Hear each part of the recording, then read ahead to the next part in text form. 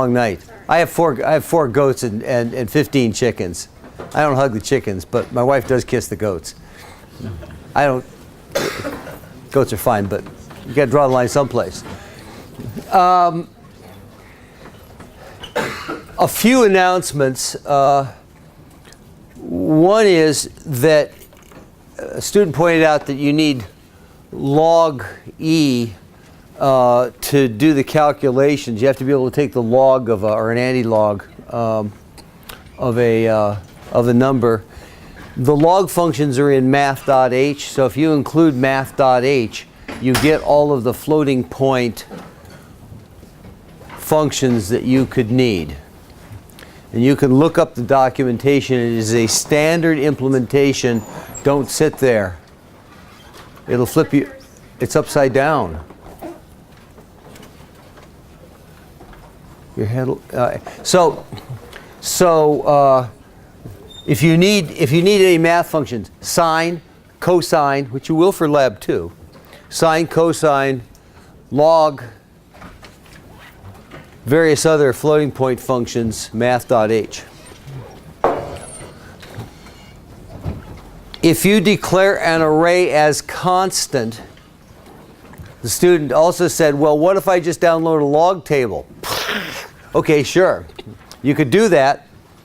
If you declare an array as a constant array, the array is automatically put in flash memory along with the rest of the program rather than in data RAM. So this saves you, since you have 128 kilobytes of program flash memory and only 32 kilobytes of data RAM, putting anything you can, particularly a big table, in flash is a good idea. Last thing is a really good idea, good practice in general, is that you're going to be measuring a bunch of times. You're going to be measuring time, some charging time. You're going to be deriving a capacitance, and there could be various biases. It would be a good idea to measure, say, 4 different values in the range of 1 to 100 nanofarads, the range you're going to be graded over. Draw a straight line through them, get the intercept, get the slope, and then you know the value of any capacitance. Also, the intercept is going to give you a very strong hint about how to detect no capacitor, the zero capacitance time.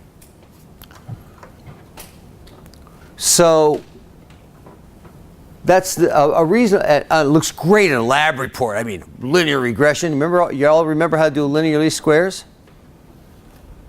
Or your calculator does, maybe. But, or MATLAB does. Not a bad thing to do. Not required, but looks good. Another announcement, I modified this picture in this schematic in Lab 1 slightly to include the resistor between Cout and input capture input. This emphasizes that the resistor should be there, and also that this is an actual wire outside the CPU that you have to connect.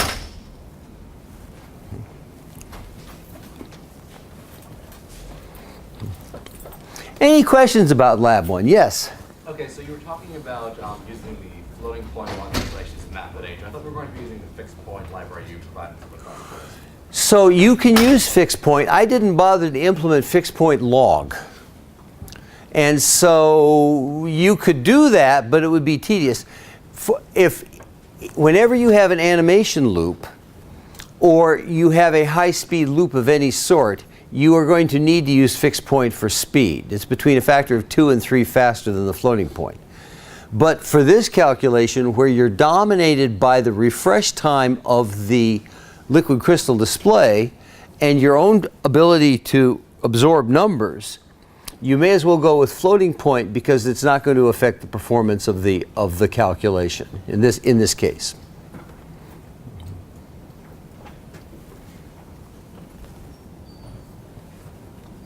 Other questions? Really? All right. So remember, the point of this course is to avoid writing software whenever possible and use the hardware on the chip to do functions. And so while you could read C1 out, this is a wire internal to the microcontroller. Then it goes through an output pin optionally and then back to an input. But you could read this signal in software. Don't! You are going to use the hardware to read the signal. The whole point of hooking this up is so that the comparator can speak through hardware to the input capture unit, which is going to copy a timer on a clock edge, on a load edge. Whenever you can do a direct connection between hardware units, do it. It'll give you better performance. There's no slow software in the way. It gives you reliable performance. No if statements, no while loops. If you were to poll this signal, C1 out, to see when the comparator changed state, you could, after all, say, are you high, are you low, are you high, are you low, are you high? Ah, you're high. Read the timer. You would have a uncertainty because the edge is asynchronous with respect to the while loop. And then you have a lag while you actually read the timer. The capture happens in one machine cycle. So as soon as you get an edge on the comparator, the timer is frozen into the capture register.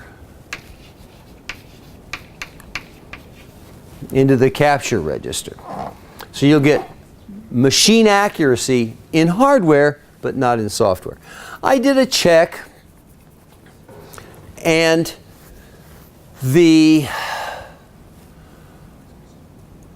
running the counter at full speed, a prescaler of 1 at 40 megahertz, I got and setting in that demo code, setting the timeout to 10,000 cycles. Did somebody run that code yesterday? The demo code? I saw it running on the TFTs. What? Did you get 10,000 cycles back or 10,001? 10,001, because I made a mistake. As very occasionally happens. And that is, the timer is zero based. So to get to a timer timeout of 10,000 took 10,001 cycles. If you had measured that using software to poll this bit, you would be lucky to be within 100 cycles.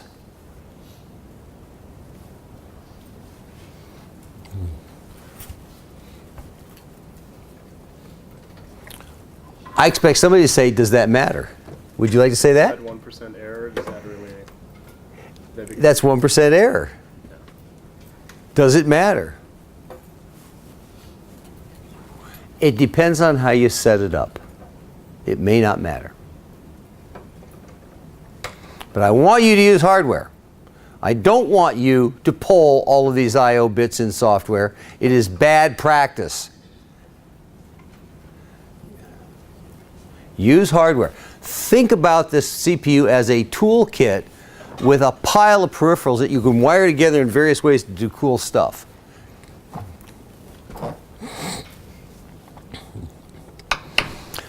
Oh yes, very, very obscure wording here.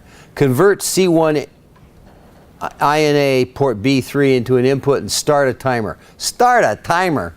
What the heck does that mean? It does not mean that you have to open and close a timer again. You should leave the timer open and running. To start a timer, it just means set it to 0. So that's interesting. Timers are writable? Well, you can find out that timers are writable by looking at the hardware peripheral manual. Okay, let's go look at the hardware peripheral manual here for timers. Where is it? It is here. Hardware peripheral manual. Timers. Introduction. And does it give you the slightest hint that the timer register is writable? It's TIMR1. TIMR1 is the actual register. It doesn't say that it's readable or writable. It doesn't tell you anything about it. But if you go down to the register description, you will find that the I don't want to search for it. You'll find that TIMR1 is readable and writable. That means you could set it to 0. And so you could say TIMR1 equals 0. That's poor form. Use PLIB. What is the PLIB call that does that? Well, let's go to PLIB.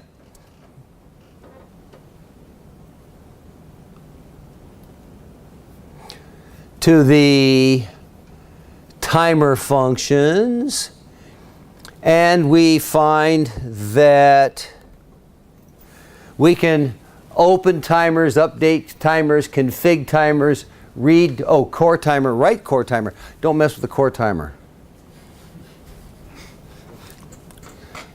But rather go down to open and close timer X, where X is a number between 1 and 5. And you'll notice here there is a write timer function. That is the correct way to write a timer that the TAs will understand when they're grading. All right? So if the functions exist in PLIB, it is cleaner to use them. Read timer gives you the time back. You are not going to use that in this lab. You could read the timer, and it would give you an estimate of the capture time. Instead, you're going to let the hardware read the timer. But you are going to write the timer in step 2. Step 2. Yes, step 2. In step 2, when you convert C1NA to a input and start a timer, what that means is write a timer to 0. Does anybody have a problem with that?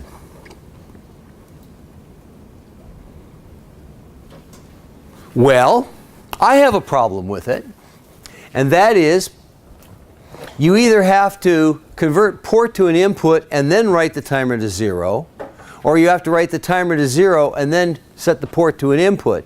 Either way, you have a constant offset of a few cycles between the two events. The whole reason for doing hardware is to get rid of cycle offsets. The advantage of this particular one is it's a constant. Every time you write the program, it's going to be the same number of cycles that you're offset. And therefore, when you do that calibration curve, which I erased, the intercept will give you the offset. Will give you the number of cycles it took between those two events. So this is an acceptable use of software because it is repeatable and correctable. Polling the C1 output is not acceptable because the result depends upon the asynchronous phase of the edge of the comparator and your while loop, which is not in principle correctable.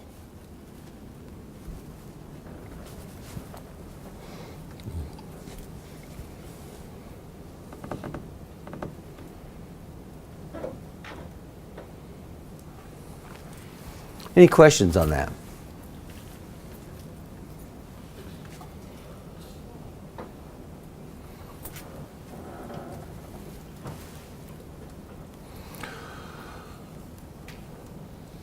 The entire setup code, by the way, for the comparator is inline in the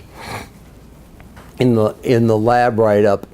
It's extremely straightforward. You enable the comparator, you enable the output. That actually connects this signal to an I/O pin, and then we're going to clamp the negative input at IV ref, and we have to choose a peripheral pin select. For C1 out, we're going to choose RPB 9, which is, have I memorized that yet? Pin 18? Pin, oh, it says there, pin 18, okay. And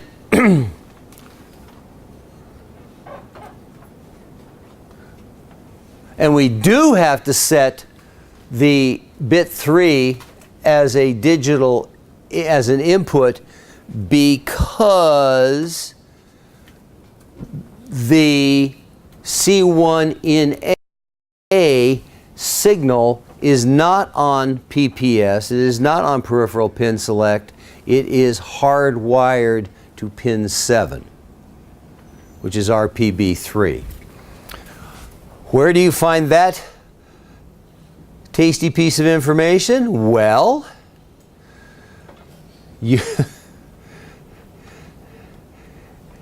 by the way, it took me a while to find it. So is it here? No, it's not here. Is it pin page 5? No. Page 7. See, the thing about this particular table is it is in no particular order. It is not in alphabetical order. It is not in pin order. It is in no particular order. But C1 in A, in our package, which is highlighted minty green, is covered by the plus sign, is 7, pin 7. So this is not on PPS. These signals down lower, the output, C1 out, is on PPS. Therefore, you have to assign the signal name through PPS. And there's no way to find out whether a signal is on PPS or not, except to look at this 7-page table, which is in unsorted order. But you don't have to do it too often, yes. What on the table indicates again that it's on PPS? It says PPS. Okay. It says in the minty green column. These are other packages that we're not using. So it being on pin 7 means we don't have to specifically... The fact that it is on pin 7 means you can't use PPS. You just wire to pin 7. You make pin 7 an input. So you declare it as an input? You declare it as an input. And it automatically gets connected to C1A? C1A. It is always connected to C1A, yes.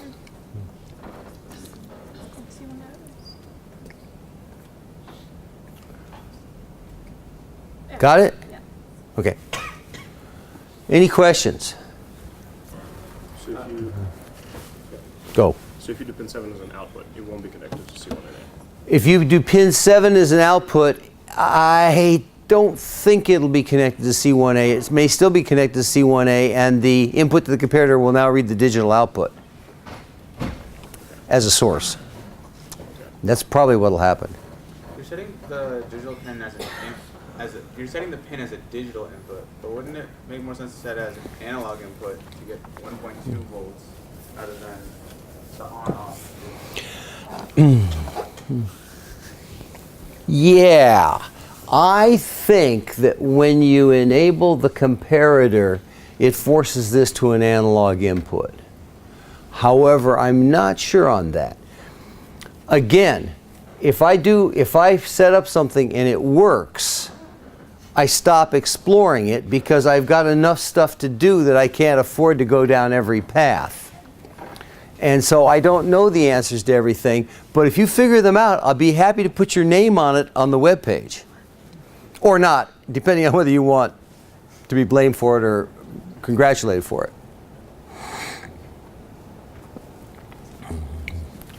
Students, I learn stuff from students all the time in this class about the architecture because the aggregate of the bandwidth in here is 100 times higher than I have. So tell me these things because I'll incorporate them. The last thing is debugging strategy. You're going to be, your code, the state machine, this several state machine that you're going to be building in one thread, this drive high, drive low, so on, that's going to be in the measure thread is going to be having physical effects. And the physical effects are, it's going to change this voltage right here. So the obvious way to debug this thing is hook an oscilloscope to this point. So if you come and say, my circuit isn't working, then when I walk over to your setup, I want to see that voltage on the oscilloscope.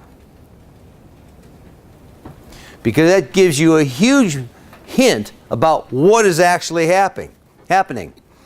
Is it staying high? Is it staying low?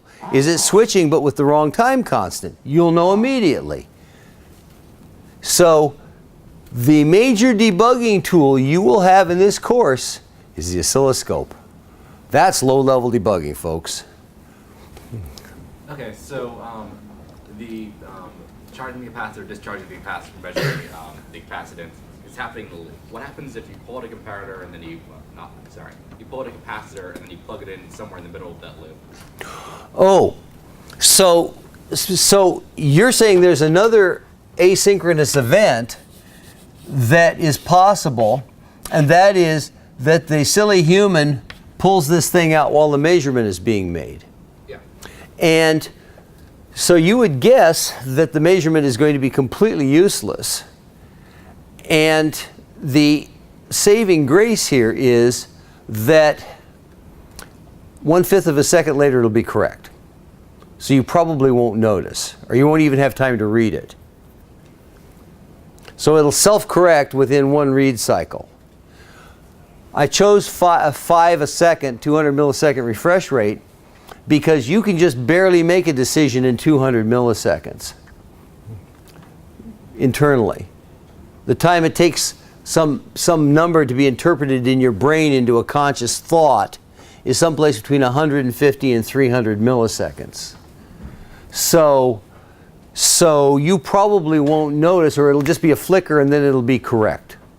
So it is something to worry about, but don't handle it. I mean, I'm worried about putting in an already charged capacitor when it's in the middle of the charge cycle. Oh, okay. I don't think that's a problem either, as long as the capacitor is not charged above 3 volts. If you were to put a capacitor in there that was charged to 1,000 volts, and you managed to do it without blowing your finger off, then, because the energy goes as V squared, right? 1/2 CV squared. Then you would do damage. But with the current limiting capability of this resistor right here and here, you've isolated the capacitor fairly well. And remember that the input node on the other side of this resistor internally has a pair of clamping Schottkeys that can absorb a fair amount of energy and shunt it to ground or to VDD. So that's ground, VDD and ground. So as long as you don't put too much current through this resistor, these two diodes will absorb it and protect the input pin. So it has not to date been a problem. I can't say it'll never be a problem, but it has not to date been a problem. But it's worthwhile thinking about. And I'm glad you're thinking about it, because you always want to be careful when you connect stuff. By the way, in the winter in Ithaca, it is so dry that if you come walking across the floor like this in the lab because you're so tired you can't pick up your feet, then you'll generate up to 10,000 volts on your body. You pick up your board, it's done. It's toast. All right? So, you always want to discharge your body against the ESD mat or the keyboard of your computer if you want before you touch the board. And you certainly do not want to walk across the room while counting the pins on the I've seen people do this, while touching every pin on the microcontroller. That's interesting. Oh, it doesn't work. The other thing, I've actually seen this. People will take the board and put it down on the binder of their spiral notebook and say it doesn't boot. And because your brain has been categorized into notebook, circuit board, but unfortunately the notebook is also a wire. So there's all kinds of ways of blowing stuff up, and we'll see it all. It's okay. It's a learning experience.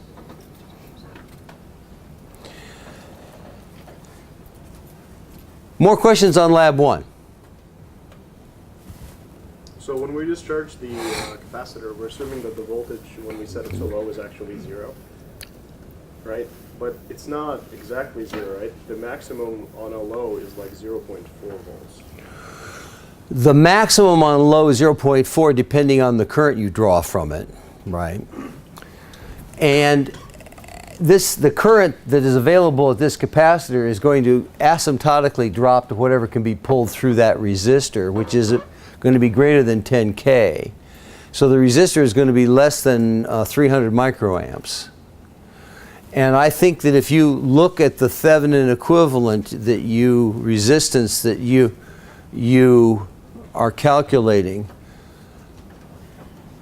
what does 300 microamps through your resistance give you for voltage?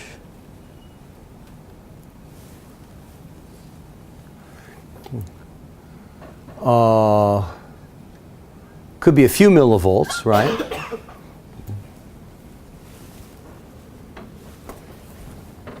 You could calibrate that away.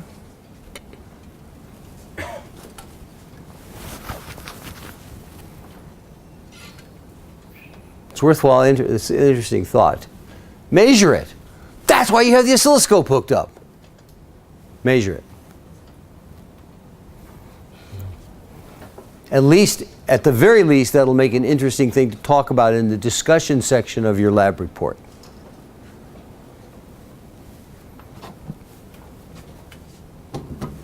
Do you have another question? What else?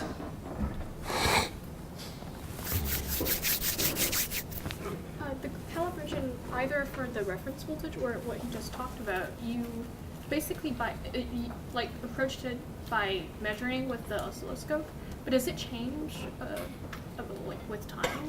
Oh, good question. So does IV ref change with time?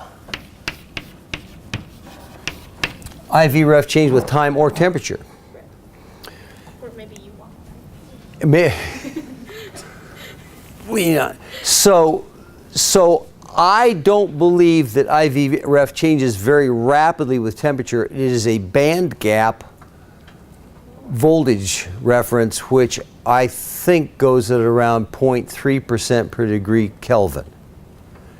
You're going to be running these things barely above room temperature and at a fairly constant temperature. So if you have the thing on for a few minutes, it's going to be at constant temperature. That's when you measure IV ref. As far as drift with time, I don't think it does. Probably not more than a few percent, so it's probably within your measurement error. You could check the data sheet on there, but I don't believe the data sheet actually says. You could time drift is. And I suspect that they haven't actually characterized this on the chip.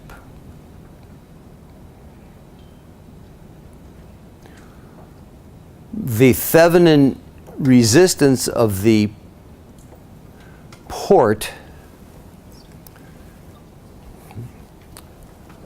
does vary with temperature also, because after all it is really a FET and not a resistor.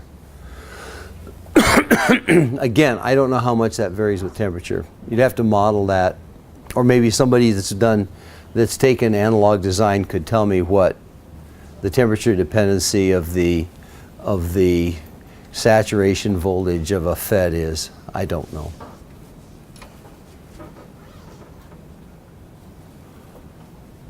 What else?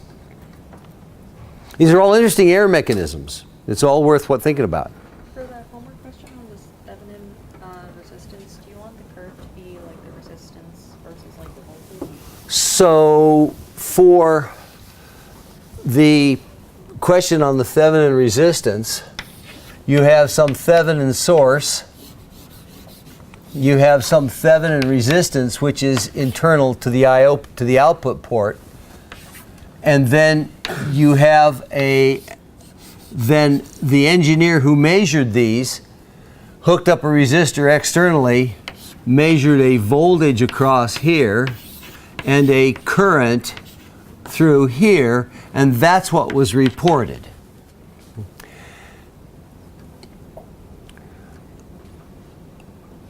What I want on the IV curve is that current and that voltage.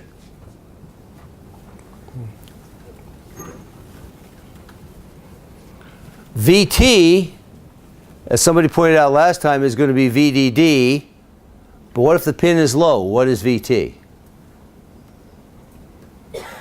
It's still VDD, it's just the Thevenin resistance is much larger.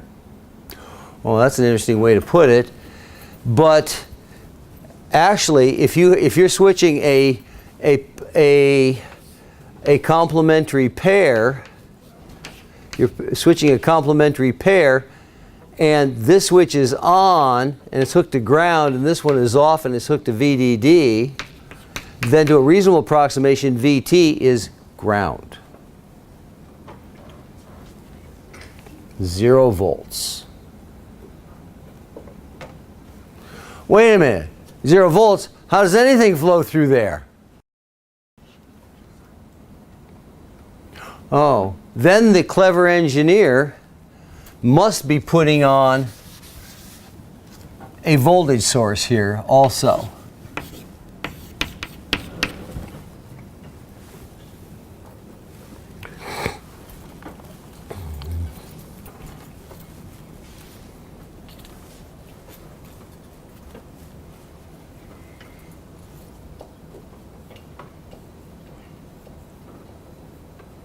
What else?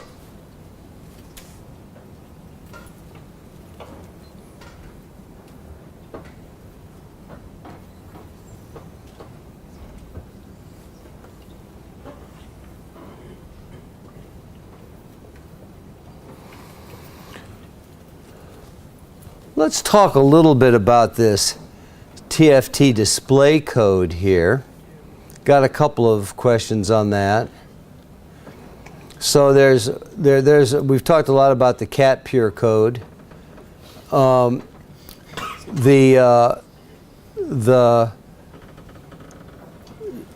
display test code does a couple of things, but one thing I want to note is down here at the bottom of the code, when we initialize the display, we do some sort of hardware init which sets up an SPI channel. We'll talk about that much more. We do a begin here which then sends a bunch of commands to the TFT behind the scenes. We do a fill screen black, that's erase.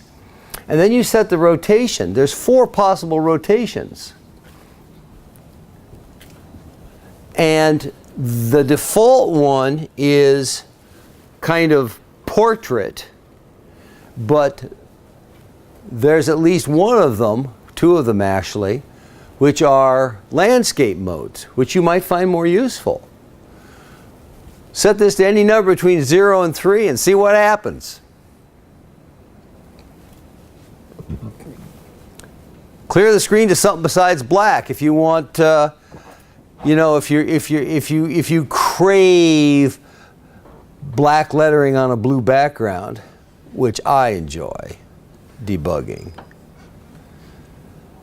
Let's see, there's a TFT description page here. And the predefined colors are here: black, blue, red, green, cyan, magenta, yellow, and white.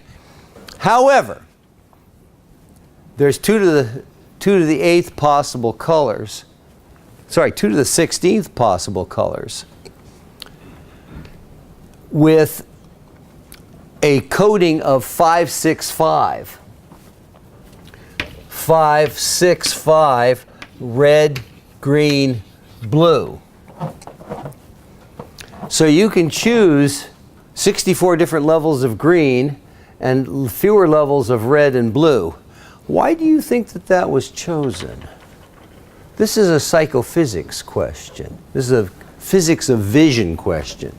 Eyes more sensitive to green? Our eyes are more sensitive, can discriminate more green wavelengths, yes. And so having a little bit finer green gives you a little bit better color control perceptually. Now, realistically, in this class, you're mostly going to be using saturated colors unless you decide in the final project to put images on the screen, which you can do.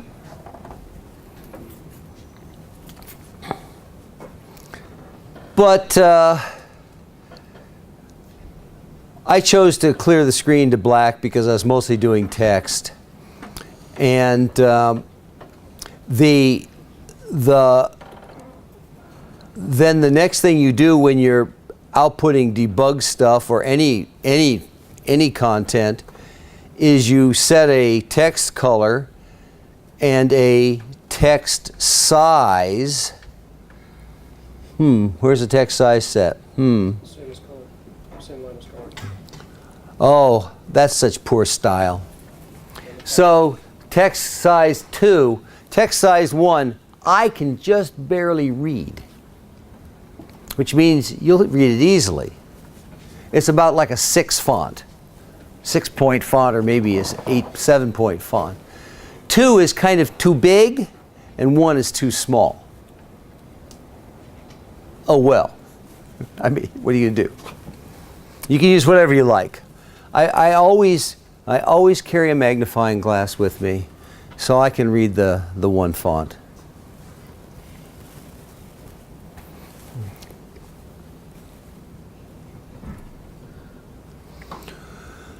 So in general, what you're going to do when you want to draw something on the TFT is you're going to, if you're going to draw text, you need to set a cursor position, you need a color, then you can write a string. Time and seconds since boot, right? That's a literal string. If you're going to print a variable, so let's say system time in seconds, you need to convert the integer, system time seconds, integer, into a string. And the C function, sprintf, actually it's the standard IO function, standard IO.h function sprintf, will take the time in seconds.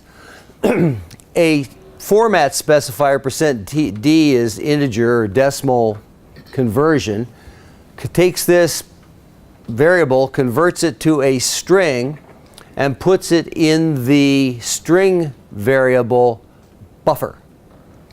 Then buffer is written to the TFT text. Buffer in this case is a car 60. So you could put up to 60 characters in this. What happens in C if you put too many characters into a buffer? Does it warn you? Nope. It's a- It just shoots your foot right off. Because if you put more than 60 characters into this buffer, then you look down to the next global variable which is defined, which is the static struct corresponding to the threads, and it overwrites the thread structures. And guess what happens? It crashes.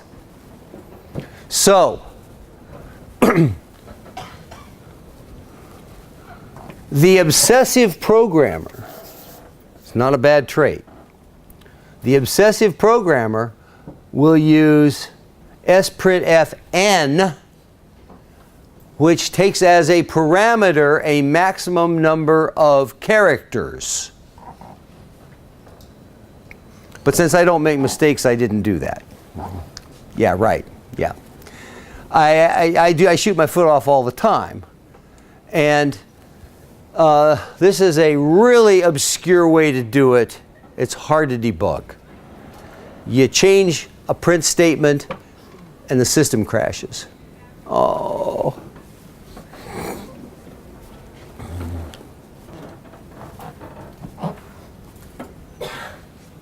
Again, threads never exit. Threads must never exit. So this is initialization code. It's executed once when the thread starts up. And then after that, you stay in the while one loop and you never exit. So each one of these acts like a virtual processor. Each thread acts like a virtual processor. It believes it has control over the CPU.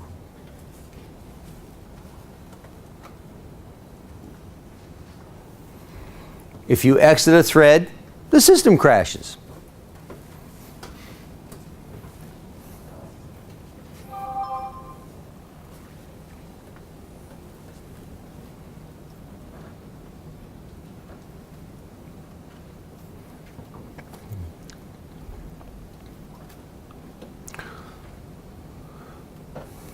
What other questions about Lab 1?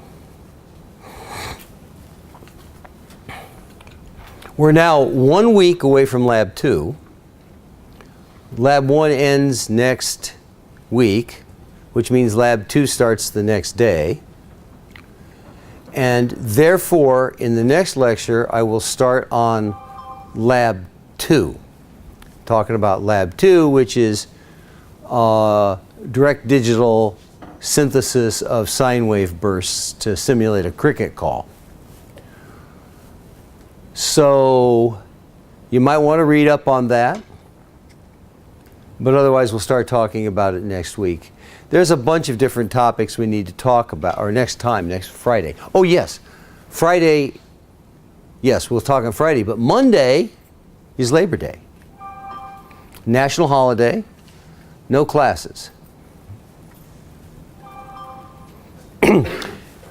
My phone is going crazy because my wife is walking past a motion detector in a slightly used place in the house. Or the dog is, I'm not sure which. Probably my wife. So that's why my phone is clanking at me.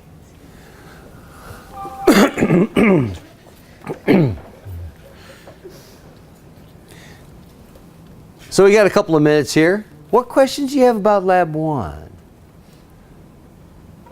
Now the interesting thing about these labs is you don't have questions until you start writing the code, and then you have lots of questions. I understand that.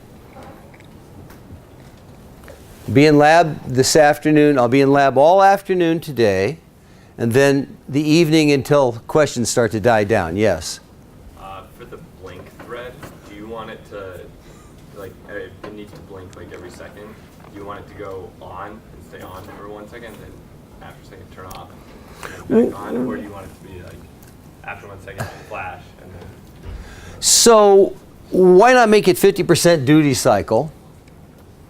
And I wasn't very specific, which means I don't really care. If I had said a period of 1 second, then it would be 500 milliseconds on and 500 milliseconds off. Since I said make it flash once a second, I'll go for anything from 500 on and 500 off to 1,000 on and 1,000 off. The reason for having a heartbeat blink is for you to be able to tell that your system is actually executing code and hasn't crashed, and that I can easily debug the same. I walk up and look, and if it's blinking like this, it means the threader is running, and there's probably something wrong with a single thread rather than the whole system is just belly up.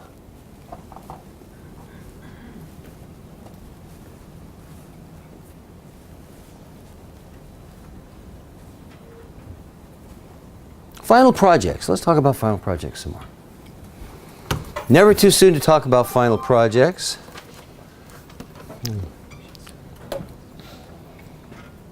Final projects. There's a very long essay on final projects in here.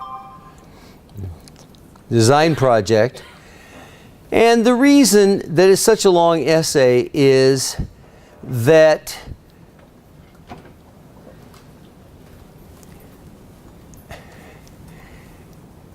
ABET has a set of constraints on what student projects have to be an accredited engineering program. So I try and meet the ABET requirements, which puts a set of constraints on that results in a longer description of the lab. And then, since there are budget constraints and time constraints, there are various clauses I've added because students game the system. And every time somebody games the system, I add another constraint that makes that harder or impossible. So there's various pieces in here that deal with that.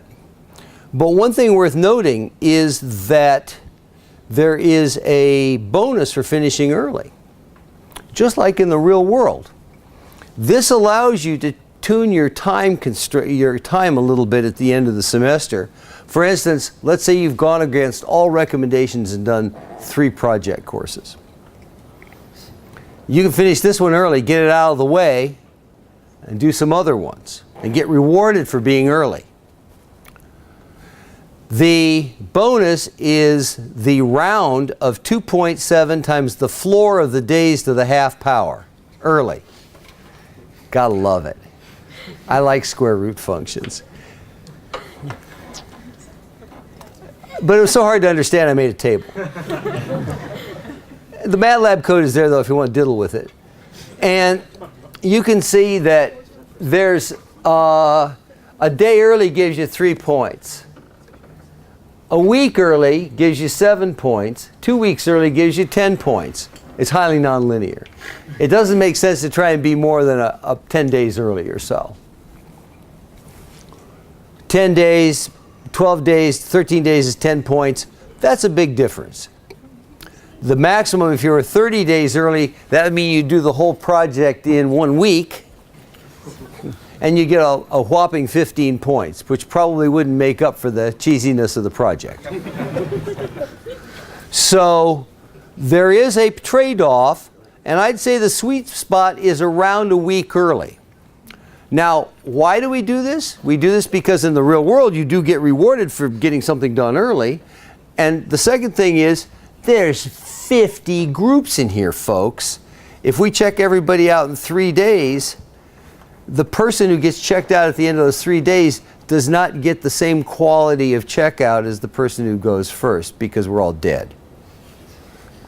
So this is a way of managing our workload as well as yours. Interestingly, people who finish early tend to be done. Go figure. People who finish early are done with the project. And so this is not only a way of managing time, it's a motivation for getting done. There is one lab report, and that is a web page. You're going to write a web page. Writing a web page is part of your general education. just like learning a typewriter was part of my general education 50 years ago. You can roll your own HTML using VI if you want to. I tend to use a GUI, but you can write HTML however you like. However, if you do it in Word and do a save as HTML, you get the ugliest web page you ever saw. Because it only renders correctly in IE, which hardly exists. And so in Chrome, every character that Chrome doesn't understand, it just replaces with either a box or a question mark. It's just homely. So, and new last year, we have to have one of two sentences. You don't have to, you own the intellectual property. You don't have to put it up on the website. You have to give us the website so we can look at it and grade it. But it does not have to be up on the class website. The group either approves this report for inclusion in the course website or does not approve this report for inclusion in the website. That is a required one-sentence appendix. It's not there, you automatically lose 5 points off your final project. No warning, no what? Says to. What? It says you automatically lose 2 points. This year it's 5 points. 2 points wasn't enough. You get people say, you didn't put this in. Oh, did I have to do that? Okay, new Cornell requirement. We're going to make a video of almost every project. You have to approve or not approve the inclusion of the video on YouTube. Why would you not approve this? Well, let's say that it's such a great project you want to patent it. You put a video on YouTube, that's a publication, and you can't patent it in any country but the US and only for 1 year. So start thinking about this stuff, folks, because it matters. All right, I will see you Friday.